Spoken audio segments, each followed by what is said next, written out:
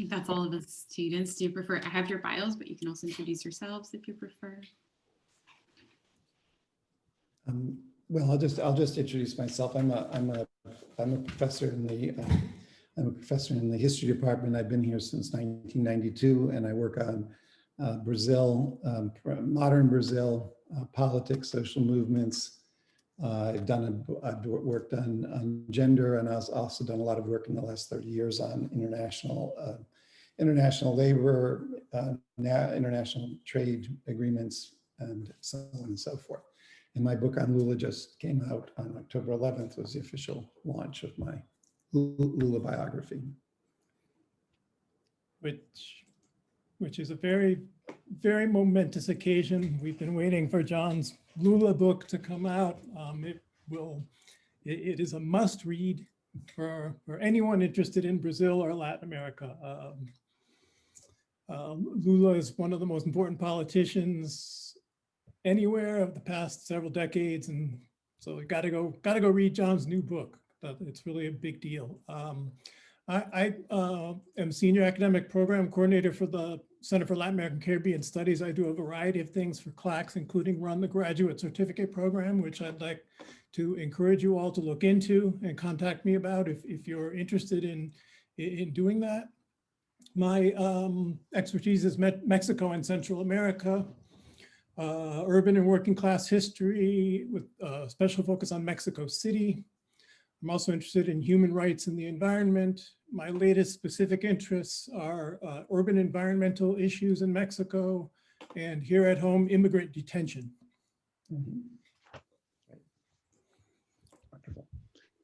It's perfect. So I think we wanted to start. We have a pretty well-versed group here in terms of neoliberalism already. I imagine you guys have been discussing it for quite some time in your classes, I would guess. A bit, actually. So the idea for this series of events, which is student organized, is very much discussing topics that we feel like we haven't had enough of a chance to discuss in class during our core curriculum at Sanford. And neoliberalism is something that we touch on here and there, but I feel like like I mentioned at first, being from Brazil, I've had a lot of exposure to this debate growing up and during my education, undergrad. I did undergrad in Brazil. And I think it's such a huge discussion in Latin America because it has impacted Latin American countries in so many ways. And I feel like it's a bit of a different conversation here, which is sort of what prompted the topic of this event, especially in COVID time. So like in Brazil, for example, we grow up hearing that the state spends way too much and public debt is our biggest problem. And that really constrains what policy states are able to implement and how much, because of how much they're able to spend. And sorry for the background noise. How much they're able to spend, and especially now in COVID times, in which keeping people and small businesses afloat and state spending is so necessary. It's a really different conversation. So one of my professors at Sanford, for example, economics professor, once called the US debt, which is the largest in the world and one of the largest in terms of ratio of GDP, not that big of a deal. So that was very surprising. It's a very different conversation in Latin America, and all of these international financial institutions, the IMF, which have been lending money to Latin American countries and imposing so many demands in exchange, have made neoliberalism and state spending a very different conversation in Latin America. So especially now in the time of COVID, that's something that we thought would be very worth exploring, especially with two Latin American experts in Latin America. Mm-hmm. Great. If you would like to open. Yeah, so I think the way it was explained was that we would each say something and then we'd open it up for discussion. But I think we can actually, and I'm not going to go on for a long time, and I've just put a timer on. But I think that what's useful is just to have a little bit of an overview. A term neoliberalism has made its way into left-leaning sectors of the U.S. academics. On the other hand, it's not actually a terminology that is used in the US very much at all, and certainly not in economics, and certainly not in public policy, and certainly not in political science, and so on, because there we tend to talk about market economics, or we talk about free market economics, or we have any number of other ways of referring to what Latin America called neoliberalism. Now, the term neoliberalism, there's a variety of origin stories for it, and it depends whether you're looking at it as an intellectual formation, in which case neoliberalism is associated with Van Mises and Hayek, and the anti-statist theorizing at the time of the rise of the social market of the welfare states after World War II. There also is a neoliberalism, which refers to a type of German, actually a sort of collaborative, co-optive sort of Christian democratic thing. So there's a variety of terms. The term has been used in a variety of ways, or has come to be used in a variety of ways, with the ideological influences of Milton Friedman, Hayek, and Van Mises as the markers. If you see somebody citing them, then you know you're talking about somebody who's neoliberal. And James Scott, who's considered a notorious leftist, he actually has been citing, he now calls himself an anarchist, but he's been citing those people for the last 15 years as part of his anarchist phase. So, but in terms of neoliberalism as a terminology that's spread, and it is very prevalent in Africa, in parts of Asia, and everywhere else, as it is in Latin America. And this really has to do with the 1973 coup in Chile, and what unfolded after that, which is now very well documented, which was the participation of the free market economists from the University of Chicago in designing. I mean, Pinochet came to power, to smash the left, to smash the social bases of the left by opening up, abolishing tariff barriers, going against state intervention in the economy, but he didn't really have any policies, and he picked up early on, and Milton Friedman went there, and Harberger, another one of them, went there and pretty much gave him, by 75, he'd sort of decided, okay, we're going to go your route. So he then had a set of economic policies, which are economic policies designed on the idea that the defense of private property and the strictest of limitations upon state capacity is the basis for things. It also tends to be anti-union, against the provision of public services, and so on. Now, the first person, part of the reason, so the infamy, which even The Economist, which is the leading free marketeer journal, and one well worth reading. If you don't read The Economist, you should. It's a smart journal that actually, English, it's 170 years old. It has good reports. It's always worth reading, even if you don't agree with it, but it has a consistent neoliberal line and market-oriented line. At the same time, it also is very well aware that Reed, their correspondent for 25 years, who's now written a couple of books about Latin America and the policy disputes between neoliberalism and others, he's very well aware that in Latin America, neoliberalism and the Pinochet regime and market economics has a very bad reputation. And the reputation is the sort of kiss of death, which is the Chilean coup, and then even when the transition to democracy took place, or back to a limited democracy with a lot of, under a constitution that of 1980 that was written under a bloody dictatorship.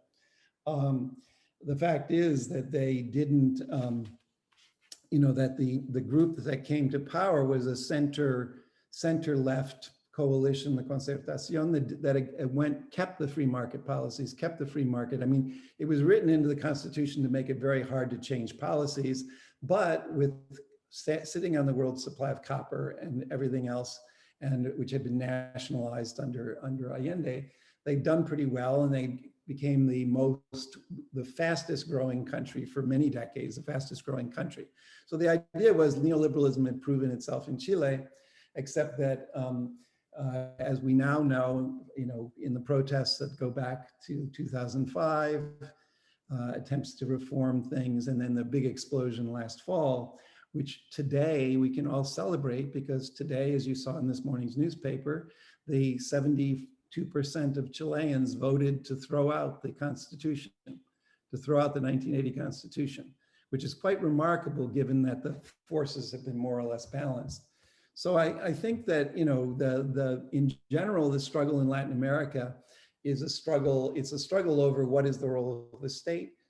That's what's involved with neoliberalism, but it's also a role about, it's also about where does Latin American countries, who are weak, some are weaker, some are very weak, some are somewhat stronger, some have the capacity for a degree of independence action like Brazil. Where do they fit in relationship to the international political economy and the dominant sectors that control the world economy? And neoliberalism in that regard is closely tied up with the crisis of the 1980s. Nobody in Latin America, everybody in Latin America were developmentalists prior to the Chilean coup. The military regime was developmentalist, in other words, national capitalist development, with the state playing a role and controlling foreign investors to produce results for us. But the debt crisis that hit in '82 bankrupted Mexico and Brazil, and with lending petrodollars, and it allowed for it changed the terms in which people, basically Latin American governments, had to surrender to Washington. The whole crisis, as you probably know, was caused because the Federal Reserve raised interest rates to 18% in the US, and all of the Latin American petrodollars that had been lent were taken at floating interest rates. So Latin America went bankrupt, and then in that context, you have the emergence of what's known as the Washington Consensus in 1989 by an English economist whose daughter is a lefty person in Rio, just so we're clear on this. So that it got completely tied up, not only with an undemocratic, the introduction of a set of policies that are undemocratic, but also got tied up with this disappointment of Latin America's desires for independence, for some degree of independence or influence, and some attempt to be able to make its own path in an international system that is very, very, fixed against the interests of the periphery. So in terms of the question about where what developed in Latin America was the first person to talk about the Chicago Boys, which is universally used, even by conservatives use that to refer to the connection to Chile, was Orlando Letelier, and I was working with him. He was an economist at the Inter-American Development Bank, a minister of Salvador Allende, was arrested, released, and in September 1976, on the 21st of September, right after I'd seen him, because I was working on Chilean issues with him, he was assassinated in Sheridan Circle in Washington, DC, along with Ronnie Carper and Maffitt, by the secret police of Pinochet. So there's a whole lot of reasons. And he had just written an article in The Nation on the Chicago Boys, where he had talked about the particularly shameful role that these people were playing. So in terms of the question of what the politics that emerged in the 90s, you had, in Latin America, you had the pluralization. It happened in the North Atlantic world in the US as well, which is the onslaught of what was a Thatcherite, Reaganite attack on the state and on welfare, the idea of a welfare function of the state and so on, that this became, that onslaught changed the shapes of the economies and the contending forces in the economies, and also put those political groups linked to the interests of, more or less, to the popular sectors in a difficult situation, and especially in Latin America, with the result that you end up with what becomes the political pluralization of neoliberalism, which is when you have the neoliberalism of a Clinton and a Blair, a neoliberalism of a Menem in Argentina, and Fernando Henrique Cardoso in Brazil. So what happens there is that these people take a feint towards and adopt policies of, and at the same time try to elaborate. In some ways, it's a concession and an expression of defeat. It produces a lot of bad developments. On the other hand, they're still linked to sectors that are damaged by the cuts in public health and everything. And then, the final thing is what develops in Latin America is an anti-neoliberal politics, where the onslaught, and especially the defection of center groups towards that had been linked to popular sectors, their defection to these policies and the Washington Consensus reconfigures the political lines in Latin America, where the boundary is now drawn between neoliberals and anti-neoliberals, which is different than a strict left-right division, which is important. And the anti-neoliberal politics, which Brazil in particular pioneers, is going to be at the heart of what will become the Latin American left turns that begin in '98, but really begin in 2002 with the election of Lula and the continuation in office for 13 years of a left government in the world's 8th largest economy and 5th largest country. And just so we're aware of it, the struggle over these post-neoliberal governments and the difficulties of operating within these fixed system and so on and so forth has resulted in recent years in a series of defeats for the left. But as of now, just to be clear, not only do we have the victory in Chile, but we have the return of Morales a year and a half after the coup, the illegal coup against the election results that he would have won. And we also have the return of, we have the election of Fernandez on an anti-neoliberal policy in Argentina. So the struggle is a very live struggle in Latin America, and it covers all the policy areas that you're interested in without necessarily having the holy answers that the holy answers that everybody wants when you imagine it when you're not running a government.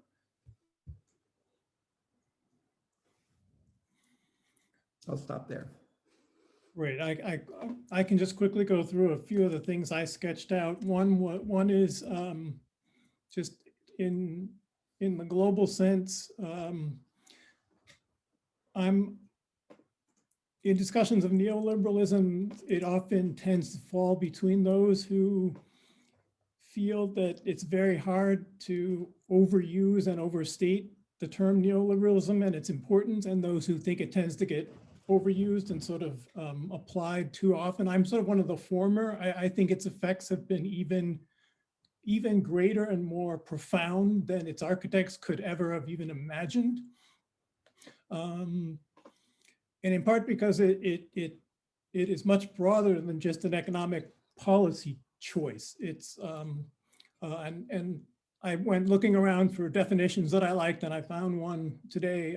Neoliberalism is a multifaceted configuration of power that involves, one, a set of coherent but flexible ideas, two, a range of policies and institutions that accord loosely with those ideas, three, a historically specific form of capitalism shaped by those ideas, policies, and institutions, and four, and importantly, a particular disposition toward personal and social life.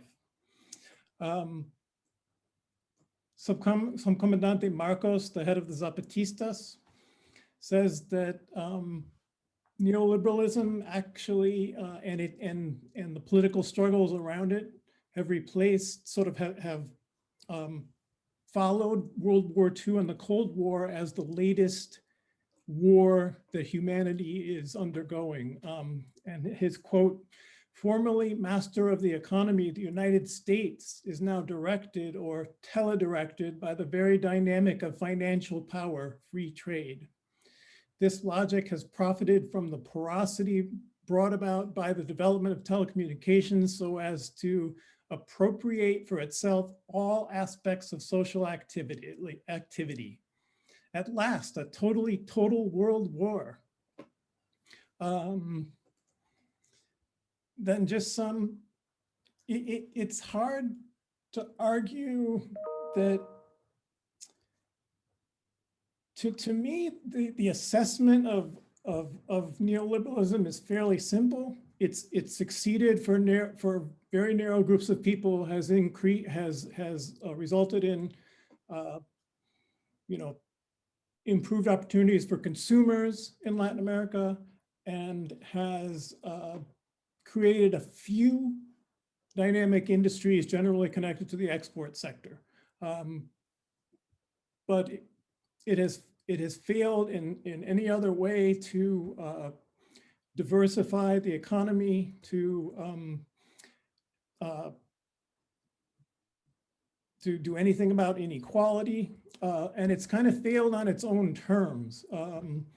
While absolute poverty levels have decreased, and usually that's when, and one of the only reasons why absolute poverty levels have decreased is when a politician like Lula implements the Bolsa Familia program, which helps pull people out of extreme poverty. But since 1980, overall poverty levels throughout the world have increased. There has been weak domestic capital formation and technological expansion in anywhere but the core countries. State capacities have declined in their ability to provide services and security for their people. Labor rights have declined. What neoliberalism has done is created societies consisting of legal and extra-legal entrepreneurs. Many of the people who engage in illegal activities I've heard described as forced entrepreneurialism. If that's the only way you have to make a living or sort of advance for yourself because there isn't anything else, then it's a sort of forced entrepreneurialism. And then social Darwinism has returned with a force. This is the idea that individuals are responsible for their fate and not structural conditions. So in many ways, we do have sort of a new Gilded Age as a result of neoliberalism that certainly resembles the late 19th century first run of liberalism. But as John said, it's tremendously unpopular, and there are many, many pockets of resistance. One thing that's different about resistance in recent years is the labor and peasant movements, which have classically been the places where you get resistance in Latin America, have been not replaced, but joined by what have been called territorially based social movements, such as indigenous people, unemployed rural laborers, landless peasants, and shantytown residents who don't really have their own home. But why has neoliberalism persisted even though it's so unpopular? It's because of the narrowness of elite power and the grip that elites have on power. What neoliberalism did was created opportunities for traditional elites to take advantage of investment opportunities through privatization, either that or these opportunities created by privatization and conservative land reforms were taken advantage by a new set of elites who then ended up being supporters of the continuation of neoliberal policies. And then international organizations and the United States have been, of course, very much part of the entrenchment of neoliberalism. And just an example, classic examples from Central America include El Salvador and Guatemala. When those civil wars ended in the early 1990s and the peace accords were brokered by the United Nations then essentially oversaw very conservative land reforms that essentially turned available land over to the open market. And guess who was able to take advantage of that? But people who had money to invest or traditional elites in those countries. I have comments on Mexico, but I'll stop there because John had a lot to say, and that's a lot to chew on for people and comment on or ask about. So.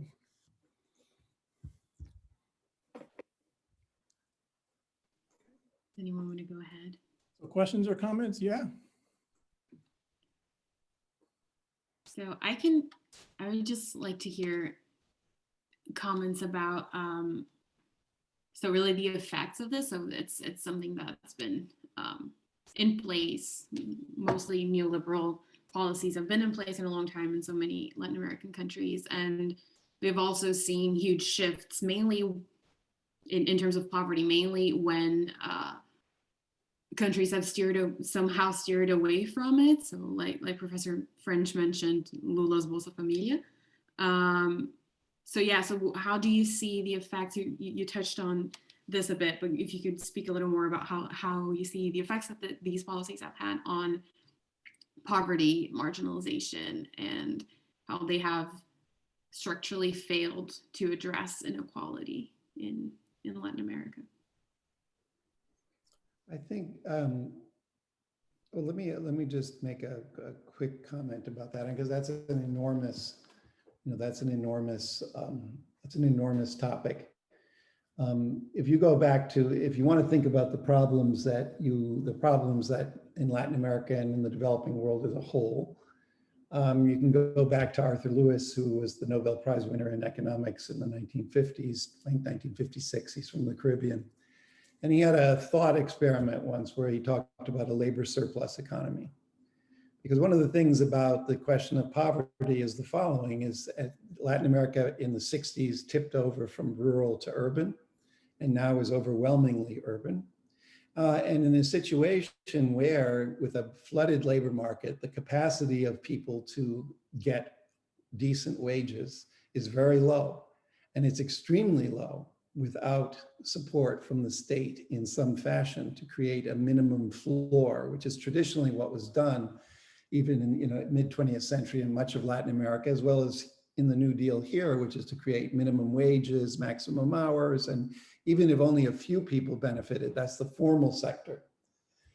But without it, just simple market economics makes it quite clear that people are going to be, I mean, there's a municipalities in the Baixada Fluminense outside of Rio have the worst of them have an annual family income that's a fifth of the minimum wage of a family, which just gives you an idea of the levels of poverty. And under those conditions, where most people in Latin American cities don't have formal jobs, during the period when the left ruled, I mean, so there was a move towards it, but there was a move because there needed to be economic development. Because it's not enough to decree that that the government should, that we should give everybody good wages. You have to have an economy. You have to develop an economy that's capable of sustaining this. And that's why economic development, there is a lot of rhetoric in the north and in parts of Latin America that's anti-developmental, and that argues for deglobalization, for anti-development, for alternatives to development, for abandonment of these things. But the truth is, only with a growing economy and an active state can you really begin to think about impacting the level of mass suffering, and what's really important to remember, real mass starvation. We talk about hunger in the United States, and it is a disgrace given how wealthy this country is, but we're talking about conditions of millions and tens of millions of people who are starving in Latin America, and yet, and yet it doesn't seem to register. So that's why the question of how to deal with poverty necessarily involves this question about how do you achieve economic growth? And then the question becomes, can you achieve economic growth by disconnecting from the international system? And the answer is pretty much everywhere that these governments have come to power, that no, you can't really go autarkic and abandon those linkages. Right now, the new president of Bolivia is hoping that lithium, because most of the world's lithium comes from Bolivia, that this will be the basis for a new phase of things. So there's a lot of tough issues about that question, and it requires not just a focus on one piece of it, but rather an overall notion. And they tend to call it sometimes neo-developmentalism or democratic developmentalism, but it's about that's why you need the state. In the US, we call an active state involvement is called industrial policy in the US, which we've also abandoned. You also need what tends to make wages better is labor organization, and also formal jobs where people get benefits as well as a wage, and they have at least some job security. This is what I mean by a nation of entrepreneurs. I don't mean like entrepreneurs like a venture capitalist or something. I mean someone is sort of on their own without very strong labor unions for the most part, although Chile is an exception.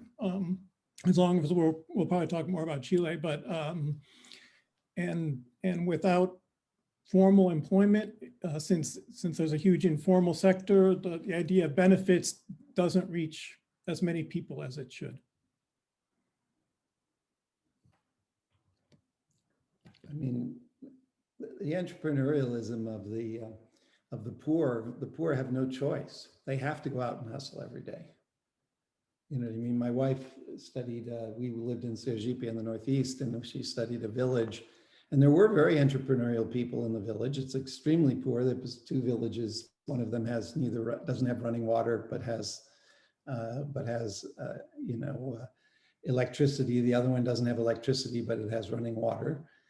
On the other hand, there were people who went across the river in the morning on the boat to buy bread at the bakery across the thing and bring it back and sell it for a few cents more to people who hadn't gotten up to go across the river and make a little bit of money. That's entrepreneurialism.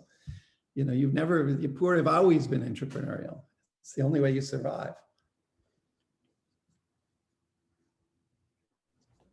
I have a question about politics, I guess. It's maybe changing the subject a little bit, but I guess I'm really interested in Brazil specifically, but I'm wondering what both of you see as kind of the future of the left in Latin America.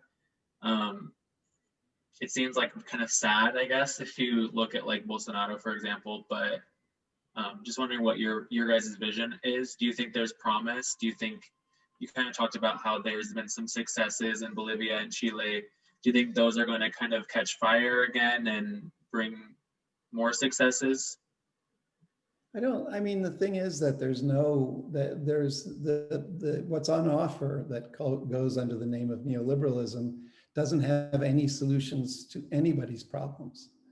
You know what I mean? And the only reason, I mean, the election of 2018 in Brazil, the only reason that they won that election and Bolsonaro got elected is because they illegally barred, and not only they illegally barred Lula from running, but they jailed him and they wouldn't let him give interviews even, and his candidate still won 45% of the vote. So, you know, the fact is that they need to stay, just like they tried to steal the election last year in Bolivia. They don't have anything much to offer. The one thing that they've got going for them now is they're doing something that's very similar in many of these countries, which is alliances with, you know, evangelical churches. And evangelical churches are doing a lot about their organizing poor people. They're overwhelmingly the mass of the people.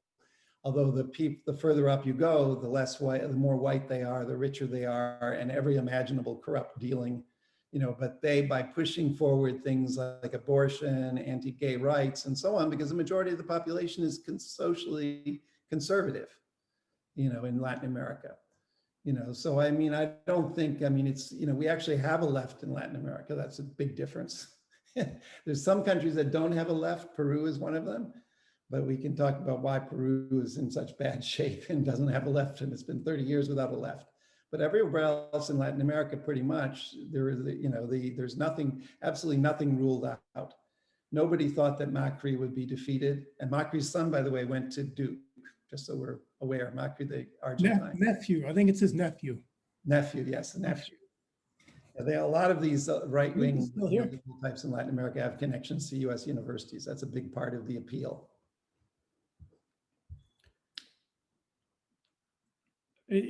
Is there hope for the left? Absolutely. It's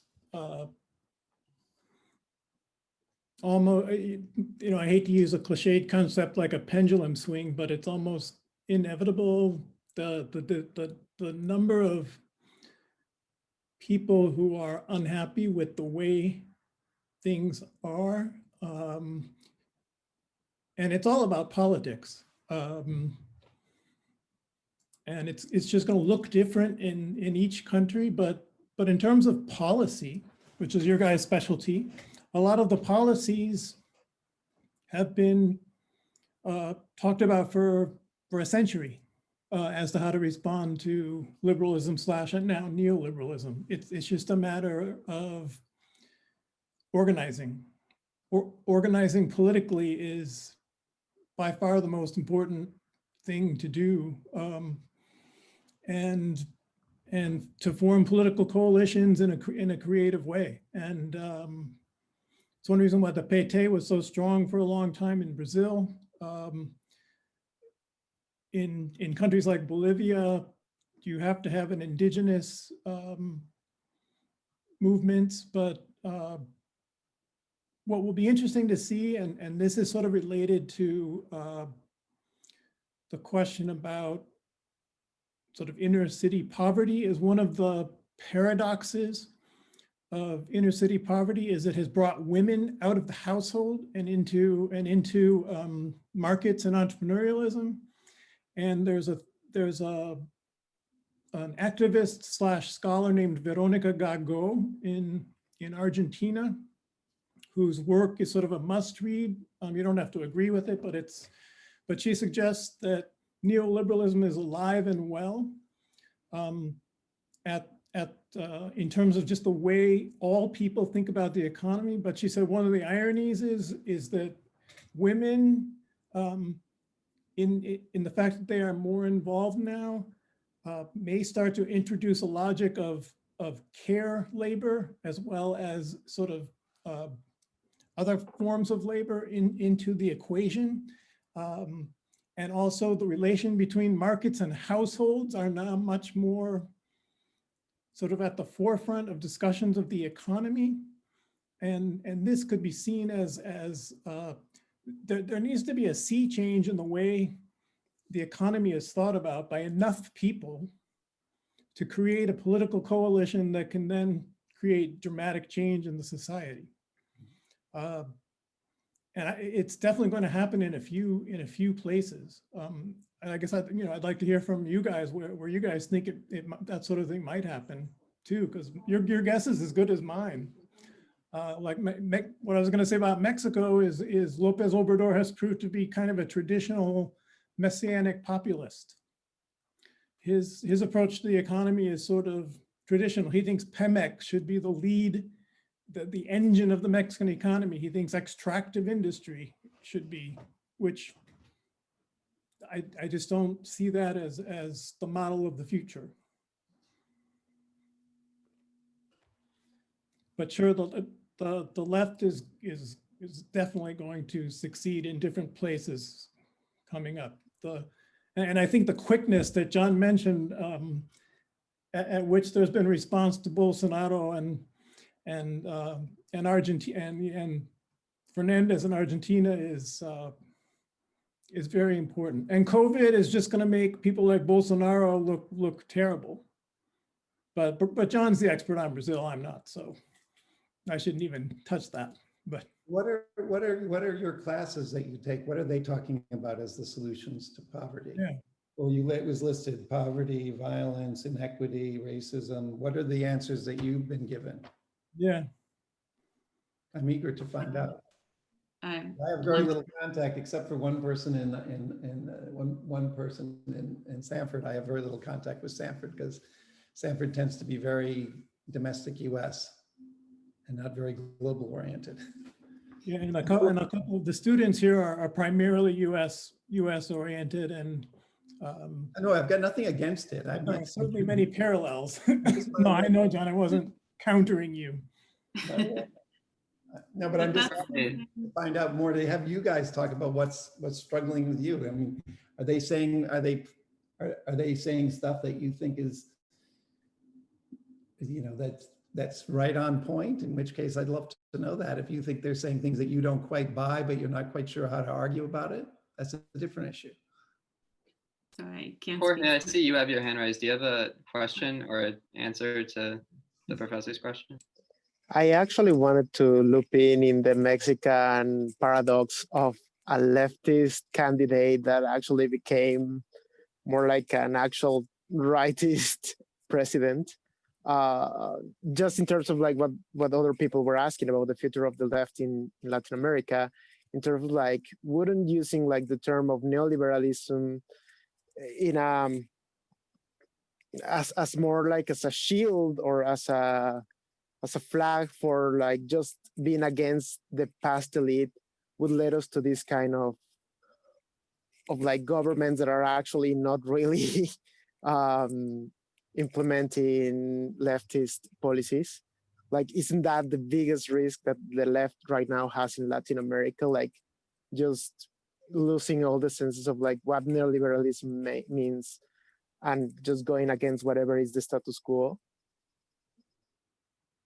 I mean, all I'd say is that having people wanting to claim to be anti-neoliberal who really are neoliberal, that actually means that you've defined the terms of the debate. And in much of Latin America, people who are more conservative and centrist, they insist that they're not neoliberals, because everyone knows neoliberalism is bad. So in a way, it's a kind of an ironic, but it's a proof of the fact that unlike in the US, the terms of policy, the political debate around policy is defined in relationship to, that's what was so frustrating, to Castañeda when he looked at the turn to the left, because Castañeda was a former leftist, a prominent former leftist in Mexico, who supported Fox in order to defeat a political dictatorship and then became a particularly notorious apologist. But his whole thing was he thought neoliberalism was the path and turned out to be completely wrongheaded. Although he would insist, no, we were social liberals. We weren't, as did Salinas. We were not, because in Latin America, we've managed to create something that's negative. Now, who's neoliberal in the US? That would be another question to ask. But I agree with you. I mean, you can't, the issue is what's the substance, but that is not something that, the way that Lula would explain it, and most of the governments that came to the power would be, yeah, if we had stormed the barricade, if we had stormed the government, if we'd stormed, the government, stormed the gates of the government palace, seized force, abolished the military, and then set out to remake the entire society, that would be, you would have one set of options. But coming to power through elections is a very much more tumultuous path, and a very much more, because the other part is you also have to you have to worry about losing support. So it's a very, the fact that I mean, for the first time, Latin America has never been a very democratic place in terms of respecting electoral results. What happened in Bolivia last year or a year and a half ago is very typical. So, there are limits on what can be done, but then limits, it's always hard to know what's limits and what's a betrayal.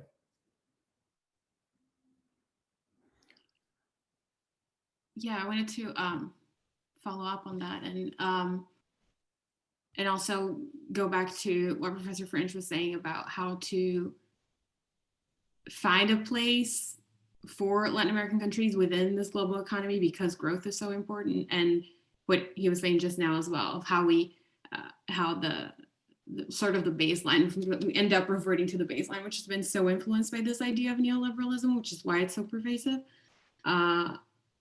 Because it comes to how do we grow? So, and it's a rhetoric that we saw in the 70s and 60s and 70s about, in Brazil, the metaphor was you have to grow the cake before you split it and share it. And the way to grow, looking at places like the US, is neoliberalism, is a free market economy, which is not exactly, doesn't explain how these other developed countries grew so much and the historical moment in which they were, and even the policies that were implemented, not the entirety of them, but either way. And we see these countries reverting back to this. So Bolsonaro's finance minister is again looking to the Chicago Boys, and something that, we saw decades ago that they tried this, it didn't work in so many ways. But they keep going back to that because they say, if we don't grow, we can't redistribute. And also, something else that occurred to me, which was about, we have to grow. So what's this place in the global economy that we're looking for? Because is it investing in, this is a big debate, is it investing in industry and in a global economy where you have places like China, and that would mean that we have to completely get rid of labor rights and costs attached to that, like we've seen in Mexico, for example, where labor rights are much smaller than in Brazil, for example, which is what I'm more familiar with, or invest in agriculture and exporting and all of the implications that that has for climate change, which is such an urgent crisis now. So it's kind of, where would this come from? This lack of, I know it's a very big question. Well, it could be top down. It could be top down, or it could be part of sort of a participatory project that's a little bit more grassroots. The top down attempt was done by Rafael Correa in Ecuador, who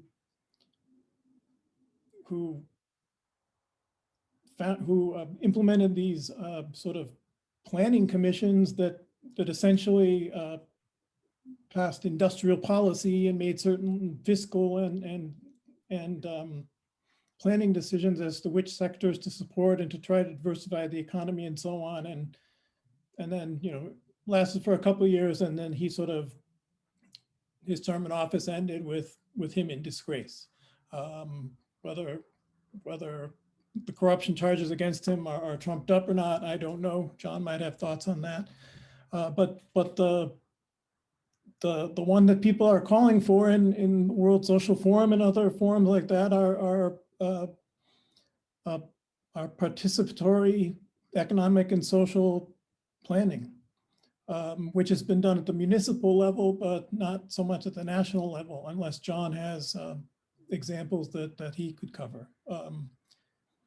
And yeah, and have you guys studied any of these in your classes? Because it is sort of mystifying how sort of like how few options have been tried by that many governments. This is one of the most shocking things about the neoliberal era is you have, and not just in Latin America, is you have the neoliberal set of policy prescriptions, which is just one of dozens of ways to, you can tweak economic policy in so many ways. And you can include the citizenry in different ways as well. But there's been really few attempts at that because it tends to get labeled as, you know, Chilean socialism or something. One thing I would say just to I think provide some clarity is that some additional clarity is that the policies that the U.S. Aline was talking about the U.S. in the 1970s, the policies that governed the U.S. from the end of World War II through the 1970s, when the New Deal coalition and New Deal consensus on policy fell apart under the pressures of the economic crisis that emerged in the 70s. That was not neoliberalism. That's the era of the so-called welfare state, of a degree of active state intervention, Tennessee Valley Authority, a war on poverty declared by LBJ with the idea that the government policy could actually eliminate poverty entirely and that it should be done with participation by poor people. The policies were policies that reflected of the political balance to the left. And Friedman and the Chicago boys, they were marginal figures in the economics profession and completely marginal in the context of politics.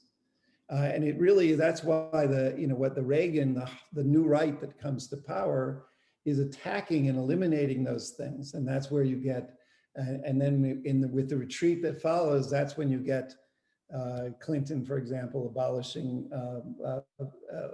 welfare payments to single women with children and things like that. So, the fact is that the policies of what we're looking back towards, and that's the same thing in Latin America, when people say they're anti-neoliberal, they're thinking about these policies of active state intervention, the government out to help the majority of the population to do better in their lives, and so on. And many Latin American countries, not even under leftist leadership, did much better, including Mexico in the 50s and 60s. It was a much better place for poor people.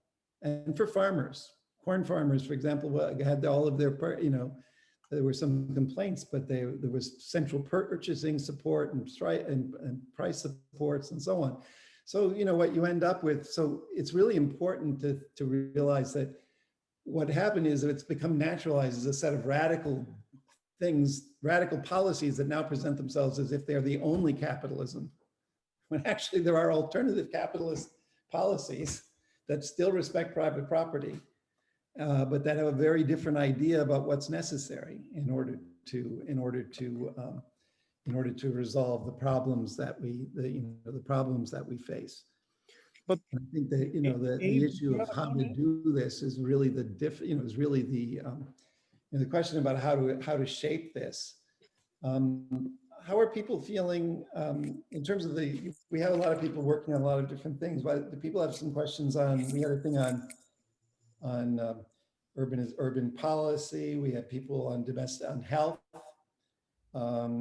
We have questions on climate change. We have a lot of people working on different things. So if anyone who hasn't spoken wants to talk about something that they're concerned about, that would be wonderful, so that we can learn a little bit about what's driving your interest to do this program and what you're concerned about. Abe? Yeah, I was just curious about where something like the public budgeting programs in Brazil, which are started by very leftist municipal governments, sort of fit into this broader neoliberal push across South America. It's not something I'm super familiar with, but I've been reading a little bit into this semester, and I'd just be really interested to hear your perspective on that. Yeah, I mean, there's a large literature on participatory budgeting, which was something that got started. It's associated with the PT. It was part of as they took over cities, as they got elected to public office. Porto Alegre most famously, but it was introduced in many other cities. But this is also part of a larger body of a larger characteristic of Brazil. Brazil has the Brazilian Constitution of 1988 is not a neoliberal constitution. It is a social welfare oriented activist constitution that makes many promises that it doesn't fulfill, but that has a whole thing in there requiring there to be processes of consultation by organized civil society. So there are municipal health councils, there's every type of government activity has places where there's supposed to be outside groups that have access and hearings and so on. And participatory budgeting, it was about the idea of a share of the city budget being determined in discussions in neighborhoods about what are the needs we have as opposed to what the city planner thinks and things like that. And it's been continued. Many of these policies have continued even under the successor governments. Just like Bolsonaro hasn't eliminated the Bolsa Família. He and all of his supporters would lose their jobs right away. That's the best type of political victory, is where your people that come after you. Participatory budgeting was very highly visible in the 90s. It was one of the things that the PT most projected. There's a lot of studies in English. It was adopted in Madison, Wisconsin, and a number of places in the US also tried to do it. It was also adopted in some municipalities in Europe. On the other hand, it didn't prove possible once you control the top of the government to do participatory budgeting in the context of a parliament where the left doesn't have a majority of either the Senate or the House of Representatives, and also doesn't control most of the governors. So it was a little bit hard to come up with how to make it participatory, one way or another. And what they mostly came up with in Brazil was organizing sectoral conferences, national conferences on human rights, on women's rights, on LGBT, where processes that would start in municipalities to come up with demands and take them to state meetings and then take them to national meetings, and the president goes there to hear what's being articulated, which of course doesn't directly impact who gets what money. So there was a participatory dimension, but more in that sort of consultative thing, and that was a direct initiative of the president more than, and his successor was more of a bureaucratic type person. She didn't pay as much attention to those types of things as Lula did. But she doesn't come out of a movement background. She was a Marxist-Leninist armed struggle revolutionary in the early 70s from a upper middle class family. So she has a different background than Lula. Thank you. Yeah, so do any of you guys have any particular thoughts on where you'd like to see Latin America or even the US go in terms of policy that will improve things? Anybody have policies they're looking at in their research? I mean, one of the things that I work on and I have been researching, like in my career, and has been like universal access to healthcare, which one could define that it's a leftist policy. I think we can define it like that. It kind of makes the statement that like the state should provide these common universal rights, despite the cost. Like obviously it's gonna cost, but like that's what the state is for, no? Like to organizing and providing this. But for example, then again, like this is one of those examples in which I find a lot of mixed messages in the region, because almost no country is aiming to move in that direction. The ones that have tried have failed. We like, because of that, we like see a mix of health policies in the region that are, it's quite particular and honestly very confusing. So I don't know, like for example, what's the idea there, or how can policy be improved in terms of health in the region from your perspective? I mean, the places in Latin America that's gone the furthest in this, but with weaknesses, is Brazil, because the fight that goes back to the early 20th century what were known as the sanitaristas, the radical and public-minded medical folks. Not all medical folks are that way, but there are important sector. And the building of the SUS, the Unified Health Service in Brazil, is something that was promised in the Constitution. The Constitution, like the Constitution of the Pan American Health Organization, says healthcare is a right. It is not a commodity.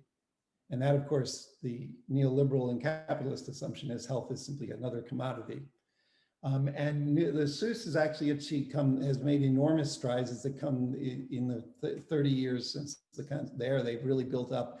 It's almost universally available, but the political weakness of it, and now you have a government that's opposed to it, is that it does also allow private health insurance on the side. So what happens then is you end up with a predatory relationship between the private health insurance people, because if it's an expensive operation, they send them to the public health places for the expensive operations, while they make the money off of the stuff that otherwise, whatever. That's the, and then it's associated as well with other specific programs for public health for the Black population, Farmácia Popular, which was a guarantee of drugs being provided. So actually Brazil, even my graduate students who go there and get sick sometimes, if you go to a local public health unit, you can get treated even though you're a foreigner, because it's a service. Now, one of the problems is that Brazil has had, but they had a solution, and the country that's most interesting for health, as Jorge knows, is Cuba. Because the problem is that the poorest neighborhoods in big cities and peripheries and in the rural areas far away have almost no doctors in the SUS system. So the Dilma government recruited 20,000 doctors from overseas, almost all of them Cuban, to come and work in Brazil under a contract. There's hundreds of thousands of Cuban doctors work all over the world under these arrangements, working in the poorest areas. Venezuela did this under Chavez as well. So, but again, it is and right now the public health system is under attack, but at the same time, it's not, no one is openly saying they want to destroy it because they're aware that it's popular. So you can undermine things without saying you're destroying it, so but I mean, it's, and the people it's a pretty remarkable group of health people in Brazil, the ones who are involved with public health. Public health people are always more progressive than Brazil has the world's leading plastic surgeons, just in case any of you are thinking of the need for plastic surgery. But there's actually 2 studies, including one by a Duke anthropologist because Brazil has adopted the position that beauty is a right of everybody. So that a poor person can sign up, it takes you 5 years to get an operation, can get plastic surgery in a public hospital. It's called Pretty Modern. It's one of the 2, there's 2 studies of it. But it would be up to Brazil. Brazil loves beautiful things. Beauty is a right. I can't tell if Aline is smiling or not, but I'm laughing for sure. Brazil is a goofy place. It has big dreams. Unfortunately, I think we are out of time. I don't know if anyone has any last questions or final remarks. I think that I guess the question, my final remark would just be the hardest thing being in the situation that you're in, if you're simply interested in, the left seems to have some ideas that seem reasonable or something like that in Latin America, but the real problem is that you have to be willing to do the hard work to figure out how to talk about Venezuela, because Venezuela is demonized. It's in a very tragic situation. There's a lot of reasons, including mistakes and problems in how Chavez constructed his thing, but he was at the heart of Latin American left turns. Without the government of Chavez, Cuba wouldn't have survived. Without the role of, and now it's in a very, very difficult situation, and it's easy for everybody now. If this were 10 years ago, everybody would be talking about Chavez. Now nobody wants on the left or left-leaning or left-interested wants to talk about Venezuela at all, because they're all intimidated by it. The fact is the country is being crucified, by the international system. A lot of illegalities, this whole business of recognizing somebody who is not the government is a legitimate government, and all of this sort of thing. This is all, and that's not saying that the government is a nice government and it's democratic and it's whatever, but it's a very, it's the Venezuela is the hard nut right now if you're on the left, but you really do have to think about it, because it's too easy to just go along. Because even when Chavez was just winning, when he won 22 elections in a row, and even then the rhetoric of the Washington Post was the same against Venezuela as it is against Maduro now. So, it's really not about Maduro's violations of democratic norms. It's really about a country that set itself up belligerently to be anti-US and called George Bush at the UN Satan and things like that, which all the third world countries all applauded and laughed. They thought it was great. On the other hand, the country is paying a price for this, along with Cuba, which is still paying a price for having made a revolution. So some of your guys' predecessors have written interesting theses. Francisco Herria's thesis from last year on fiscal policy was very much how to put together fiscal policy creatively that does serve the needs of the people. That's just one example. So, talk to your professors about what some other master's students at Stanford have done. Also, to me, the whole thing is about politics. Again, the policies are there waiting to be sort of put together by a coalition of government people who have a real philosophy of government for the people. It's just, how do you get a coalition together that can win an election and then govern? That's true whether we're talking about the US or anywhere in Latin America. And also, this has been really great, and I would be happy to, let me just suggest that maybe that Aline and I or whoever are your officers and I talk later, and maybe we could collaborate on some sort of event for next semester. I'd be very happy to participate in that sort of thing as well. So I appreciated this opportunity today. Absolutely. Thank you so much. This is extremely We'll send interesting. out, I'm going to ask you to send out, we're having a discussion of we've done a lot of work, a variety of teams of mine on higher education and affirmative action in Brazil and questions of race and Black Lives Matter as well. So I'll send links. There's also an event coming up on the 11th where we're going to talk about the affirmative action, which has been racial quotas have been judged fully constitutional in Brazil in 2012, and it was followed by aggressive quota laws, which have now transformed higher education and now also applies to federal concursos and things like that. So the question of race, issues related to race are also, you can't do that in Latin America because the majority of Latin America is not white, is not Euro descended. So you really have to keep that in mind, but there is a lot going on that if you're working on, and some of you said you were working on things like that. So. Absolutely. Thank you so much. Thank you. All right. Have a good Great afternoon, day, everyone. everyone. Bye, Ken. Bye. Bye, John.